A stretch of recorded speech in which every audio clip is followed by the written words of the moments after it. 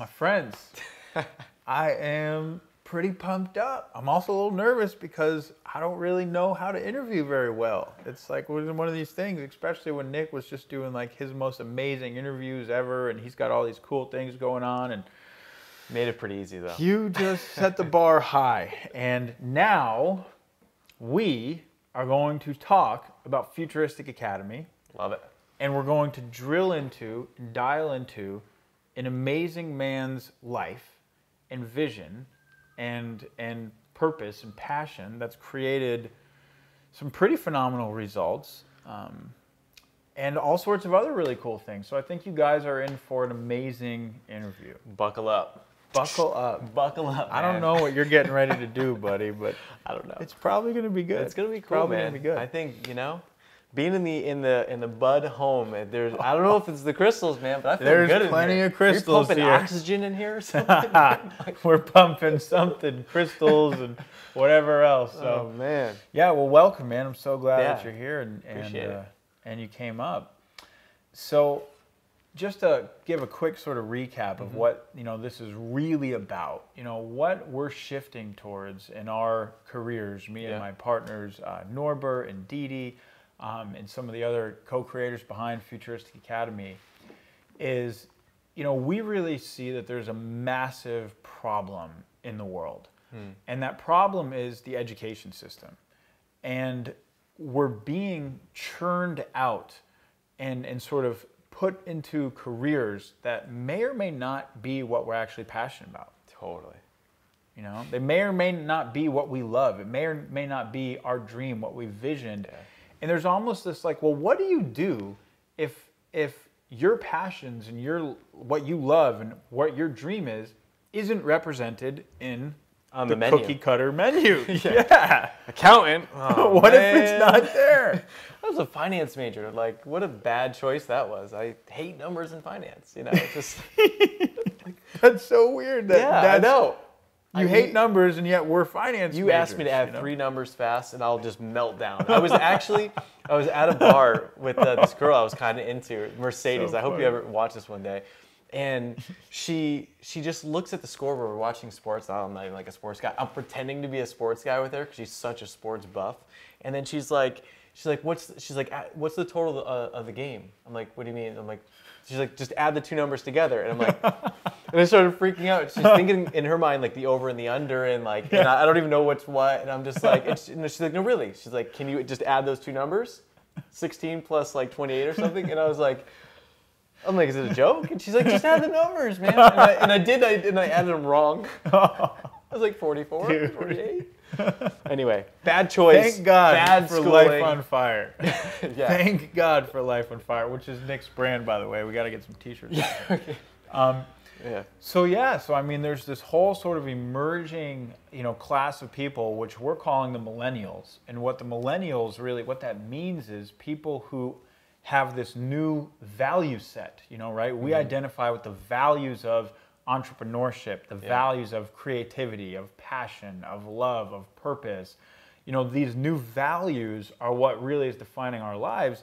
And we want to live a life following our values. So that's who we believe the millennials are. It's these people who represent these new values. And the Academy is all about creating a new education system that allows somebody to move from start to finish through creating a business, doing what they love, doing what they're passionate about, filling in all the missing pieces of how do you identify a niche, how do you create a passion, how do you build an audience, what's your web presence look like, what type of product might you want to create. Whatever your thing is, we're going to take you through that soup to nuts. That is so freaking cool. Yeah. It's like, I'm so like happy and like feel blessed to be here even talking about this. It's like Life on Fire is about doing what you love, and you're taking that whole thing and making it simple for someone to step into an environment, be surrounded by successful people, and then be able to just be like, I need help choosing. My menu's broken. It's like for you to take them from the start all the way through that journey. And we know they're going to stumble, but to like help them, that's so freaking cool, man.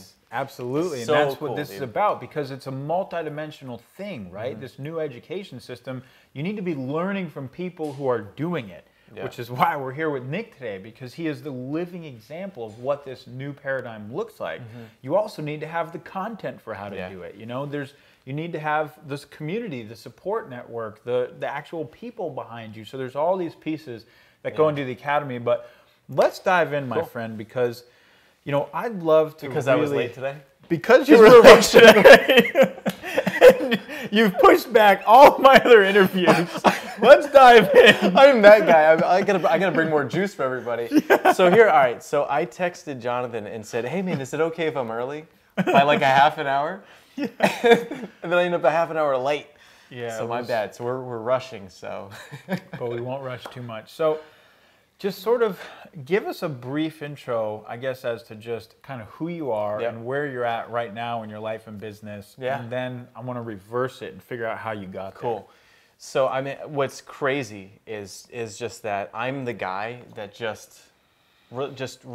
has had a relentless pursuit for my dreams, and I've had so many failures. It's unbelievable, and it's like it's so cool interviewing you and hearing your story and what's going on, but so much relates back to me, and it's like I'm nothing more than the guy who has just been fighting to like love my life. And what's crazy is every time I think I get there and I sold a business by 30 and I'm like, yes, like I have a tattoo in my chest. That was that goal. Really? Yeah, it's backwards so I can read it. Awesome. In a cross. And I do it, and it was the worst, emptiest point of my entire life. Because I broke up with a girlfriend of 7 years. Moved across the country, went from a complete dump of a living environment to like living on the water. And, I had everything that I wanted. And I knew that the material things weren't going to make me happy, but the thing was that I never knew or thought the impact of just being in a business once I sold that I didn't have control. So I still retained some equity, but, we had different visions as partners. So I lost the purpose behind it. I wanted to go back to charity, and I wanted to do it my way. I lost that, and it was an environment that was just awful. I mean, I was dead inside. And then so, what's crazy is that it was after actually having success. It was like, ups and the downs, sell a business. So at the end of the day, like if I sum up Nick Unsworth, it's a guy who just wants to be happy and love what he does for work. And then I just had this one epiphany where I went to an event, surrounded myself with a great, really positive group of people, this guy Michael Burnoff, and then I just decided that, like, why am I even doing that? Like, why am I choosing to live a life that I don't love? It's actually my choice. And so I looked at it and I was like, all right, well, why don't I do something about it? And then I walked away from a whole bunch of money from the sale of the business that I would have gotten, and I decided that I was just going to literally just build a business that I would love. And so it's like, well, what would I do if I was going to build a business that I would love? And I was like, well, I love people. I want to help people. I've studied Facebook marketing so much, and I've studied online marketing that I know I can help people there. I've been doing that, so I'll do that. And then it was like, I've always had this dream of like, it's actually partly inspired by all your videos and like you putting yourself out there. And I was like, I'd love to interview people and hear amazing stories and bring that to an audience. And so I was like, I'd love to have a video show. I'm like, all right, well, why don't I do that too? Piece by piece. And I was like, I love to read, so I should have a book club, and I do.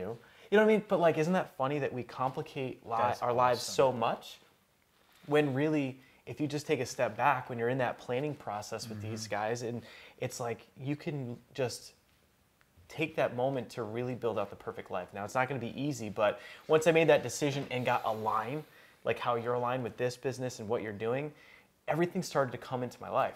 Relationships, people, and things I needed for this business. And it started happening. And it was that alignment that made it so I was waking up in the morning where I used to dread getting out of bed. And like I was like the habitual like snoozer, right? 13 slaps until I get up. To now, like this morning I woke up at 6:15 and I'm just springing out of bed and I'm literally thinking about my day here with you and like I'm just so fired up. Yeah. And that's just the way to live, You asked yourself, what do I love? Yeah. You didn't ask, how do I make money? Yeah. You didn't ask, how do I, get this car? How do I, get security? How do I, you ask yourself, what do I love? Yeah. What do I love to do? Dude. That's amazing. That right there is the key, and because the how will show up. And so we talked about this a little bit. I'm getting like, my freaking arms, like goosebumps thinking about it. but it's getting clear on what you love to do, and this is what we touched on. And I think what's crazy is that it can be so scary to take that plunge to just live a life that you really and truly love. And so when I looked at it, I was like, you know what? I've been trying to live a life that I love for years as an entrepreneur. That's been my point. But I looked at it and was like, there's no better time than now to make that decision to just do it. So you had to make the decision. What was preventing you from making it before? It's totally fear. It's totally fear. Because at that point, I had the security of monthly checks coming from the business that I sold. Yeah. Right? I knew Which could be a job. Yeah, it might as well have been. I didn't like it. But then the whole thing was that, well, why don't I just go buildlifeonfire.com? Well, it's because how am I going to make money? How is this going to hate that How is this question. going to impact my relationships with the people of the business? Yeah. In the back of my mind, it's, my dream was to sell a business. What are people going to think if I did sell a business, but then I walked away from it? There's all these fears about other people. And as soon as I looked at that situation, it was the guts to just jump off the ledge and have complete and utter faith, and just know that I'll figure it out. I've figured it out before. I have absolutely no idea what I'm going to do. And then I even went as far as to hire a business coach, and that was a $3,000 a month expense. And so I knew I was going to burn through the I made decent money, but I also I needed to furnish a place. And so it was complete What's your faith. ledge? That's what just hit me. It's like, what is your ledge? Yeah, because dude. That's theme, everybody has to jump off a ledge at some point. That is cool. That's cool. It's just, and maybe that's not the best, the ledge isn't the happiest metaphor, but you have to jump into the unknown or whatever it is. What is yours? Because I've never met a single entrepreneur who's broken through to a life that they love and they've really created what their dream is, what they're most passionate about, who hasn't jumped off that ledge. Yeah. You got to be aware of what it is, and you got to make the decision to do it and trust yourself. And it's almost like I couldn't have done this. If you think, well, Nick, why did it take you until about almost 31 years of age to finally do that? I think it's because I had to grow from a personal development standpoint to be able to do that. You look at my history as an entrepreneur, network marketing is you have mentors. From there I went to having business partners, because I never had the courage to do it on my own. Every single time I had business partners, it always went down in flames because I didn't have the confidence and courage. Now people will be like, you seem like you're a confident guy, but I didn't have the internal confidence to just do it on my own. And so every time I failed, I never really jumped off the right ledge because I never had the confidence. I kept going off little tiny ledges because I was gravitating towards, I'll get a partner, and then they'll pay me a couple grand a month, and then I'll get by. Yeah, there's always a back door, some type of security, so we don't have to jump off the ledge. Dude, I so relate. It was doing the that big the last one. few years. Yeah. It's almost when you completely surrender back and say, what would I really do? And then not worry about, and just trust in yourself. And for me, I had done enough personal development stuff to then get to a point where it was like, I know I can do it. I believe in myself, and I'll find a way. I'll be courageous enough to find a way. And what's crazy is that one of the main ways that I focused in on that power was this technique I call moment on fire, where you identify a time in your life where you were really powerful. So even though I was scared at that time, and I was like, what am I going to do? I don't even know what I'm going to do. I think about it when I played football in high school, and I was the underdog. No one thought I'd ever play. I was 150 pounds soaking wet, and I was the center.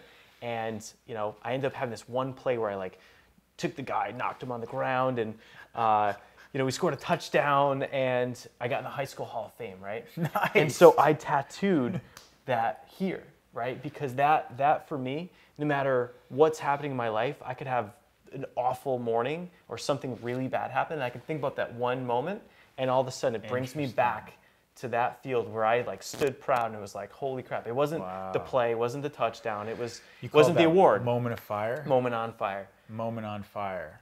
And that's key. What's your moment on fire? Yeah. Connect into your moment on fire. It's going to help you get off the ledge, too, because when I looked at it and I'm like, holy crap, am I really just going to go to be making no money in the world of unknown with also having this monster expense of living in San Diego in a nice place? And because you made the jump. I mean, I remember because we met each other. Nick and I actually meant to really retrace the steps like 5 years ago now. We met at an Evan Pagan event for the first time 5 years ago. And we connected because we actually grew up in towns right next door to each other. So he knows a bunch of like friends that I had, like my cousins, like all this weird stuff.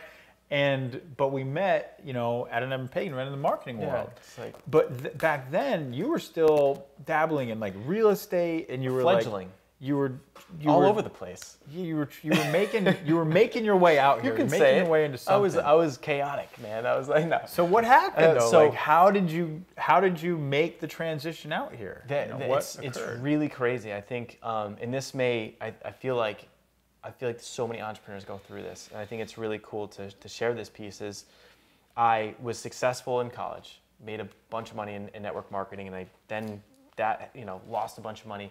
And then I got into real estate, and this is part of being a wuss, right? I did it initially because of the money. I did it because I had a friend making a ton of money in mortgages, and it was the next thing to chase. And I quickly realized money doesn't drive me at all. You know, it's a little bit, but it's the purpose, and it's doing, what I'm meant to do in this planet. And so what's crazy though is I went into that for the wrong reasons, and then the industry was absolutely disgusting. I mean, just like filthy with just the practices at the time, and we all saw the economy implode, right? And so I went from that to real estate, and it allowed me to be an entrepreneur so that I could still try other things. But again, that was my safety net. I knew that I could make some income there, but I really wasn't doing what I wanted to do, and I knew that. But I was always looking. And then so when I met you, that was more like 2009. So I thought I found my sweet business, which was this thing. Is a real quick story, but this little card called a New Perks card, and NU for like, was my cheesy branding at the time. I thought it was so clever. But I went to 45 businesses, and it was like a mini Groupon, right? So they could open it up. It's like a business card, opens up, and then it was like half off a bottle of wine, half off, just little discounts around town. So it was restaurants, it was dry cleaning, it was grocery stores, and then they have this decal in the window. We proudly support it. So when someone would buy it, $20 would come in, and then they would be forced on the checkout page to donate to a big nonprofit. And it was my mission to help people want to give, because no one wants to give. And so, long story short, it was a really cool thing. I had grassroots marketing. It started to take off. I was like all over like Connecticut TV and stuff. And I'm like, yes, I got it. I freaking got it, man. Like I jumped off the ledge. I've arrived. I'm in the local paper, And then so everyone's like, dude, you got to take this to the next level. You gotta hire this advertising company. We all like all these business owners recommended this advertising company. 4 guys, and I come in with my marketing plan, my grassroots, like, hey, online marketing seems cool. They take it, they literally throw it in the trash, like straight up throw the plan in the trash. Don't look at it, don't read it. They tell me that I need to do advertising on television, and I'm like, television? Isn't that very broad and very just, I'm going to hit everyone in the state? Like, my concept was good in West Hartford, Connecticut. If you bought it in Summers, you got to go all the way to West Hartford. You know what I mean? And at that time, this is a crazy, just one of a nugget, if you will, would be to trust your gut, because I knew it wasn't right, but I let these guys with experience convince me. And I said, maybe, I'm 26 at the time, maybe I just need to get out of my own way, trust these guys. And I invested every nickel and dime into the ads, even credit carded up another 20 grand to ad spend.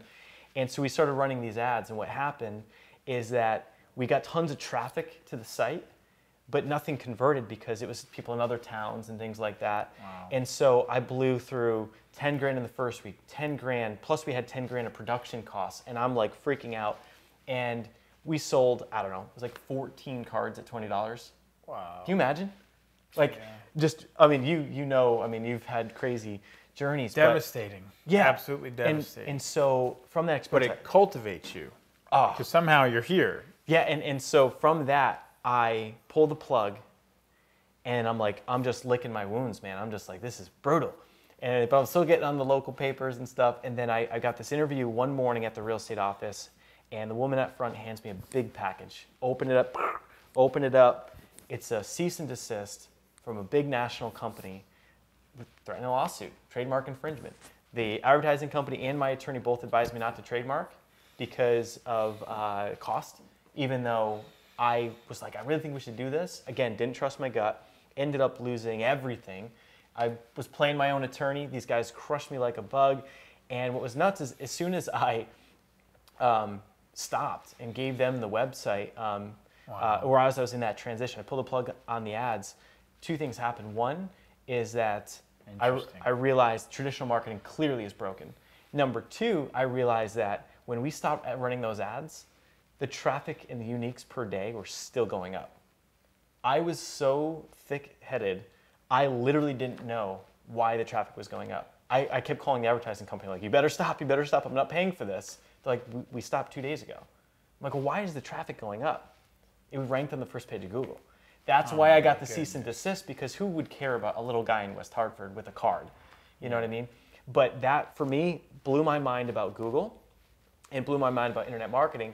And then I'm in all this debt. I end up at Evan Pagan's event, which was my last room of credit card. I put $2,500 in the last room on my Discover.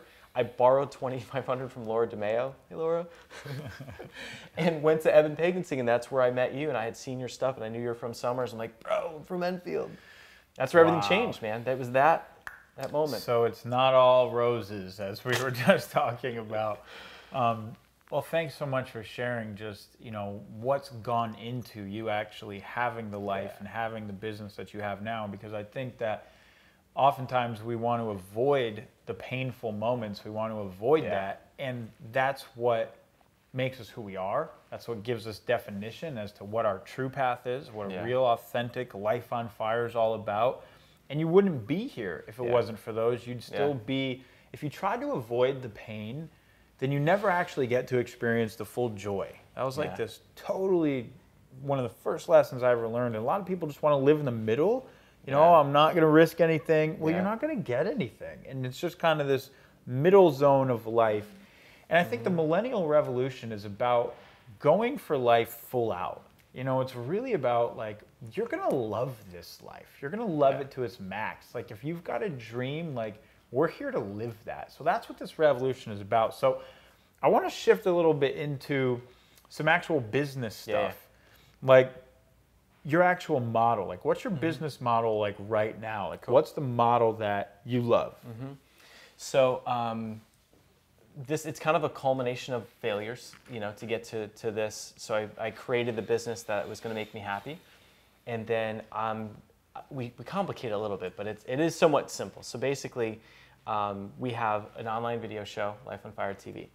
That is to get our brand out there, to get me out there, to build connection, and to truly add value, right? So we've got your interview that we're going to be airing out soon, which is super cool, and other entrepreneurs. So it's to inspire, but I'm looking at it where a lot of like podcasters and people, I feel like it's like you're adding value on these shows, but I want someone to look at that show and say, and I want there to be an expectation. You plug into this thing for free for 90 days, and you're going to be different.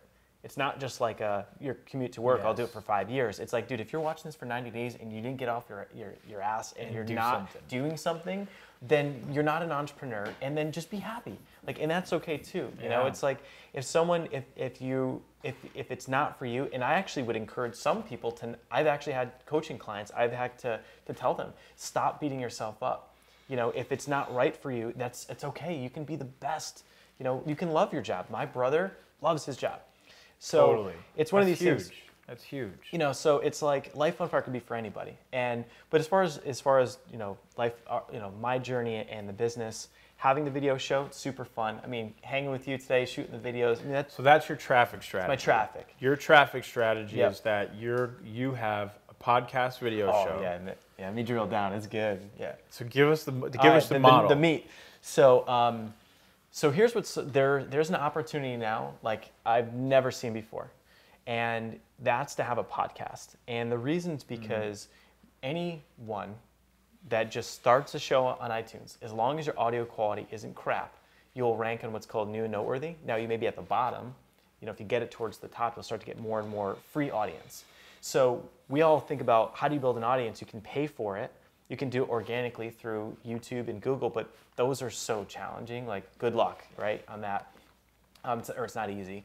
So a podcast has hit this critical mass and tipping point. So Interesting. it's, for me, I didn't even, as of 4.5 months ago, I actually didn't even know what a podcast was. Yeah, what is it? I'm sure. So all it is it's you know, on iTunes, you can just download a show or an audio version of a show. And so it's the convenience of having content on your phone that automatically downloads. so super consumable. By show, is that like somebody just literally records an audio? Yeah. And Like uploads this an right here audio? could be a podcast episode for Jonathan Budd TV.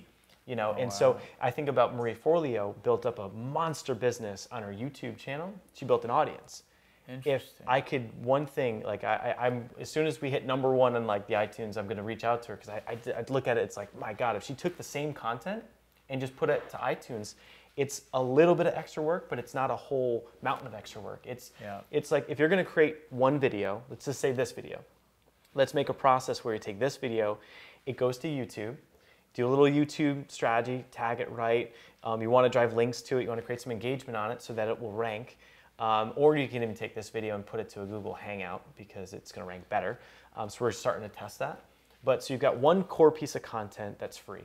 So that goes to YouTube, rank that. The same file, dude, just goes to this site called Libsyn, and it's a behind the scenes YouTube, but for the iTunes store. So you get your show approved, and boom, that content goes to iTunes. Now you're on iTunes, and Interesting. And when you launch this thing correctly, what's so exciting is that in our first day and a half, we got to #9 on all of video. Wow. All of it. And what did you do to do that? All of that. And that's so we beat Anderson Cooper, man. I was gonna tweet and be like, "Sorry, bro, I just passed you, man." You know, But I mean, did you spend money? Like, So- what'd you do? Like, no. So here's what's so encouraging, and what's encouraging is that anyone watching this can start a podcast and can get up the charts. And what's cool is that we have other clients that have done the same thing and that are doing it. And what's most exciting, I think, for me and definitely for you as you're teaching people to build up their audience, is that for people, if you can get aligned with your passion, but you're like, crap, I'm not like a certified nutritionist. Can I really be a coach for that? Well, if you have your own show like this and you just interview people that do have those credentials, you're good. and So that's pretty simple. I mean, everybody Then- can do that. yeah, then you just get good at talking. Interesting. You know? So, okay, so you've got your audience strategy, which is this super hot, sort of fresh, very untapped iTunes podcast strategy. And there's audio podcasts, video podcasts. Then what's your business model from there? So you're building your audience. That's how you build your audience. Then what do you do? We coach, Got it. you know, weekly calls, group calls, And have you mapped out the upside of your model? Like, where do you think you could take it per month? yeah. So we at the $500 a month level at the Firestarter, that's really where we're scaling. So that's our fun sweet spot. We have $3,000 a month where I take on just a small group of people. That's one-on-one. So I can't scale my own time on that. Yeah. But the thing is, we want to, we see having, a couple to a few hundred people at that level, at the 500. That's huge. Yeah. So it's, So that would be you building a multi-million-dollar per year business. Mm-hmm. Basically doing what you love. that's the thing. Talking about things that Going to get you events. lit up. Yeah. And this is what's so important for people to hear is that part of what's important right now, I believe, in this new education system that's emerging is defining your path. Because there's so many paths, what we're calling millennial paths, right? There's the path of network marketing for people that absolutely love networking and products and they're passionate and they want to build teams and this, it's like, that's a millennial path to me. Yeah. There's the path of authors and people who have ideas that they want to share and they love to write. And there's the path of speakers and people who just want to teach and train and really be in front of people. There's coaches, there's there's all these different paths, right? There's Yeah. the affiliate path, there's the marketing path. Yeah. Like if you geek out on numbers and you love traffic, and there's so many different paths. And I think we're not going to be able such a better to, menu, dude. It's That a menu is so much menu. better than the I other mean, guys. really, that's what we're Yeah. doing here is we're serving up a different menu. Yeah. Like, okay, if you didn't fit into the mold, like here are the new Yeah. paths that are emerging that people can really Yeah. step into. And there's a lot of variance in each of them, Mm-hmm. This model that is coming into the world now, and one of the statistics that I think is so fascinating is IDC did this massive study, which they said by 2015, which is next year, 1.3 billion people on planet Earth, 1.3 billion people will essentially be independent entrepreneurs. It's this entire new workforce that is becoming the majority of the global workforce, which are people who are consultants or designers or outsourcers or coaches or trainers, or there's all these individual entrepreneurial businesses that are starting where people really work for themselves and they're doing what they love, and that is actually becoming the majority of the entire workforce. And I think they predicted by 2020 in America that 60% of the workforce would be these independent entrepreneurs. It's crazy. So it's like, shit, we really better get our stuff together here, because if we're not learning these skill sets and we're not sort of defining our path, there's displacement. And I think that's been an issue for a lot of people over the last decade is we can sense that, wow, there's a displacement happening where new careers are being born and we're trying to figure out how to fit into those, and old ones are disappearing.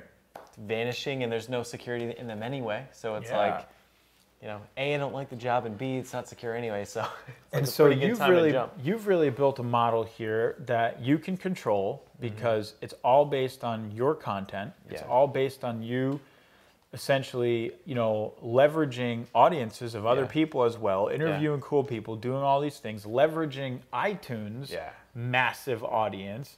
So you've got an audience building strategy you can control, and you're teaching something that you love in the back end. You've got a business that can scale to millions. It's a perfect example of what a new millennial path and career looks like. Get clear on it.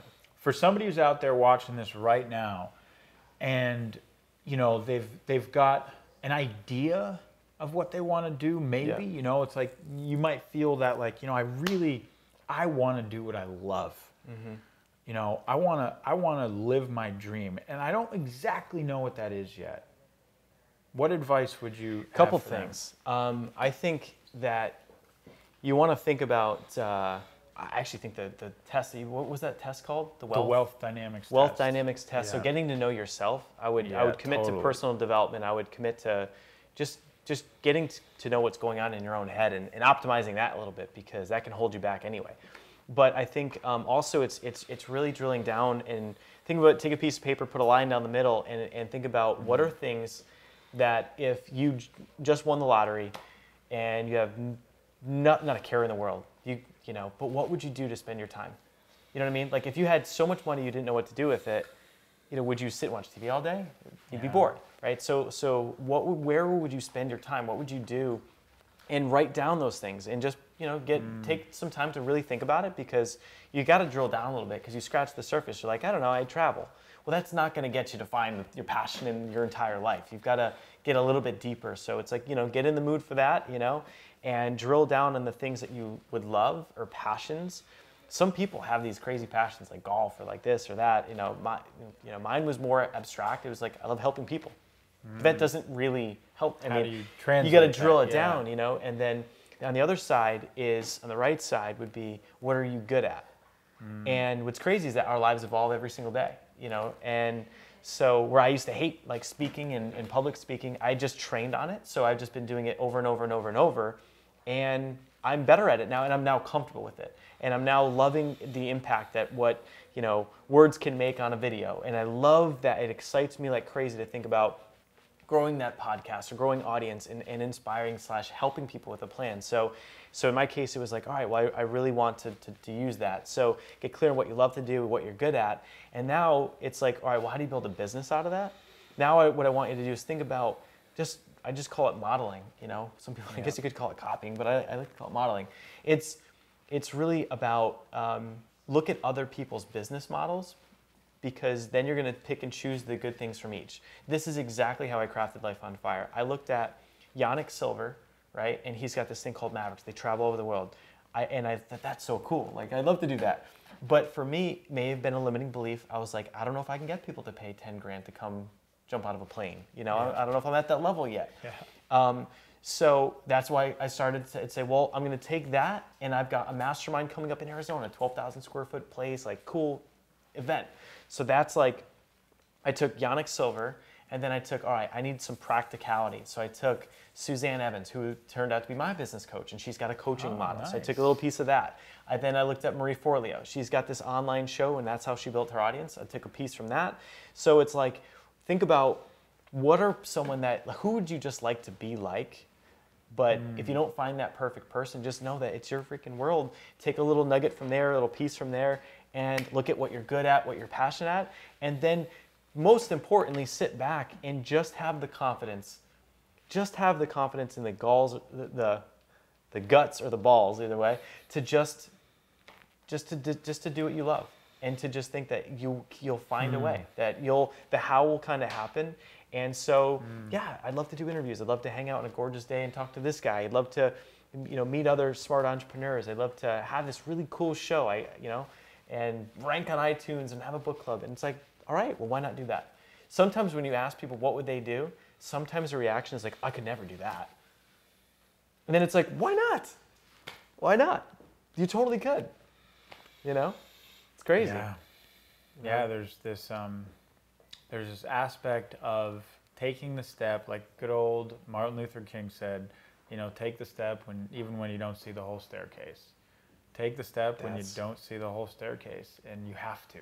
It's just not even an option. Like, if you want to live a life you love, one of the things we were talking about was jumping off the ledge. And there's not been a single person that I've ever met who's living a life that they love who at some point didn't jump off the ledge, who didn't say, I don't know what's over on the other side of this, but I'm committing anyway and I'm going for it. And they followed that hunch, and they had the courage. And it takes genuine courage, because there's fear and there's doubt and there's worry, and it takes genuine courage.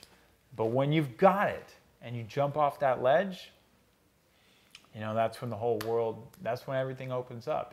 And you've got the right support behind you, the right community, the right knowledge, the right teachers. If you've got an education system, they to might move have the forward, foam at the bottom. Yeah, that helps. That helps. Awesome, my friend. So, one of the things I love to do, just in wrapping up here, because I know that we are so damn late because of you. But no, just kidding. I love you, brother. The traffic on the 5 was just brutal. Yeah, it was all that 5 traffic. Just trying to figure out the damn all GoPro. That 5 traffic. The intro is going to be great, though. What would you say to everybody, basically, as sort of your closing advice to somebody who is looking to make that jump off the ledge? I would say you're looking to make the jump off the ledge, and we talked about some tangible things that you can do to help you get off the ledge, but you also have to have the courage, the confidence, all right, I'm just going to jump. It's all going to be connected to the alignment of the project that you want to work on.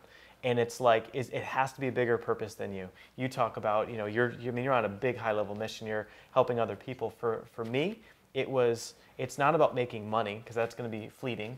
It's like, find what you love to do, find what your passion is, think about what you're good at.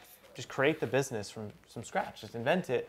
But then you got to connect it to something. And I think what's so cool about the millennials and you guys watching this is that when you connect your business to a greater purpose, think about my standard, you create a business. In our case, we mentor foster kids, and we're inspiring other people to do the same. So it's actually bigger than us, and we have a bigger why than just, I want to have a cool life selfishly. It's like, no, I want to help our clients kick so much ass, and I want to inspire them to build businesses that give back too. Because if I can, my goal, I want to give away I started with 10 grand a year. I want to give away 100 grand a year, then $1 million a year. But it's like, how are you going to do that and build a business at the same time? So my greater mission is not just giving back myself even, it's how do I inspire other entrepreneurs? So it's a greater, find that greater purpose. Don't manufacture it. It has to truly come from the heart. If it doesn't come at first, it's okay. You can get there. But just know that when you connect to something that's bigger than you, you'll wake up out of bed. You will have that failure that feels like your whole world collapsed, and you won't bat an eyelash. You're going to look at it and say, what's the positives? Cool, next. Mm-hmm. You know, have that courage. So greater connection to your purpose. Yes, sir. Words of millennial wisdom right there, my friends. Just do Mr. it. Nick Unsworth, thank you Awesome, so much. bro. I appreciate you, bro. Yeah, man. Likewise, dude. Let's keep Awesome. rocking it. Let's rock and roll. We'll see you guys in the next video. See you guys.